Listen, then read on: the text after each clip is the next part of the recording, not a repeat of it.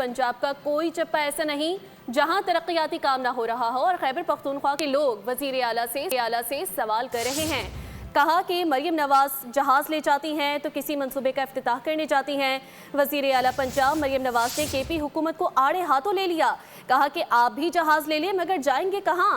Adiala jail में जहाज़ land नहीं करता। राजनपुर में ग्रीन बस सर्विस की इफ्तिताही तकरीब से खिताब में उन्होंने सोहेल आफरीदी पर तंज किया कि काम के मुकाबले में शऊर देने का ढिंडोरा पीटने वाले बताएं कि क्या शऊर से किसी का पेट भरता है? कोई शऊर पर बैठकर सफ़र कर सकता है? भूख लगेगी तो क्या शऊर खाएंगे? केपीके में लोग जब पूछते हैं अपने हुकूमत से कि हमें सस्ती रोटी चाहिए, वो जब अपनी हुकूमत से सस्ती रोटी मांगते हैं तो वो कहते हैं हमने आपको शऊर दिया। जब केपीके के अवाम अपनी हुकूमत से होनहार स्कॉलरशिप मांगते हैं तो वो कहते हैं हमने आपको शऊर दिया। मुझे ये बताओ कि शऊर से किसी का पेट भर सकता है? शऊर से किसी बच्चे की फीस अदा हो सकती है? जब लोग उनसे पंजाब की तरह का इंफ्रास्ट्रक्चर मांगते हैं, सड़कें मांगते हैं तो वो कहते हैं हमने आपको शऊर दिया।